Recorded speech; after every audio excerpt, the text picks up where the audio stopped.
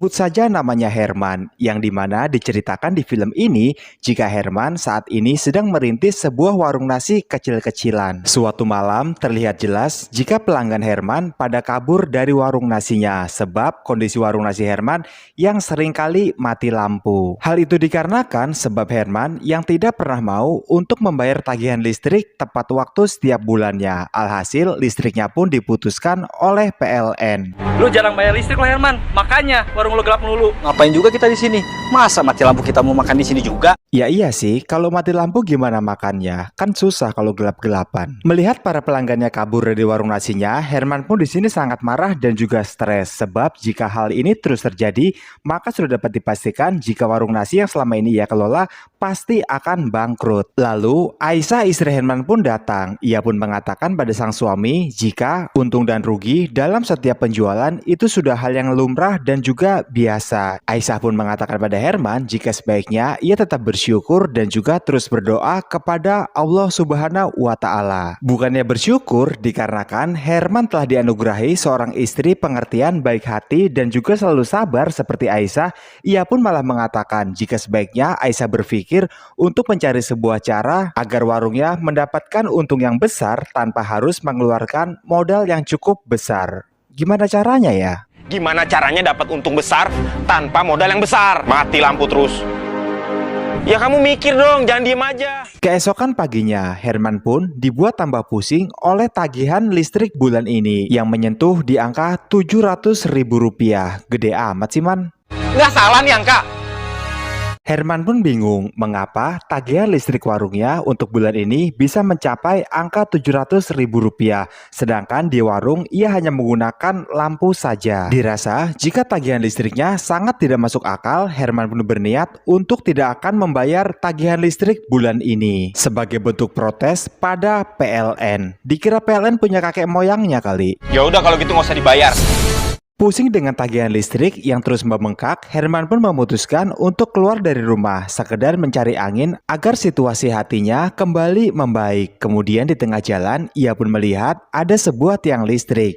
Lalu tercetus ide cemerlang dari pikiran Herman. Ia pun berpikir jika sebaiknya Herman langsung saja mengambil listrik dari tiang tersebut tanpa harus melalui meteran yang ada di rumahnya. Dan dengan begitu nantinya, Herman akan puas bebas memakai listrik berapapun jumlah kWh-nya tanpa harus memikirkan tagihan listrik yang pasti nanti akan jauh sangat lebih besar lagi. Malam harinya, Herman pun terlihat telah selesai untuk menyambungkan listrik langsung dari gardu listrik yang terhubung langsung ke warung nasinya. Pagi harinya, dengan penuh semangat, Herman pun membawa sebuah televisi ke warungnya sebagai tambahan fasilitas untuk para pembeli Herman di warung. Dan di sini, Aisyah pun bertanya, apakah nanti tagihan listrik mereka tidak akan semakin membengkak karena tempo hari tidak memakai TV saja tagihan listrik mencapai Rp700.000, apalagi sekarang kalau pakai TV. Kepada istrinya Aisyah, Herman pun mencoba menjelaskan jika tagihan mereka bulan depan pasti tidak akan membengkak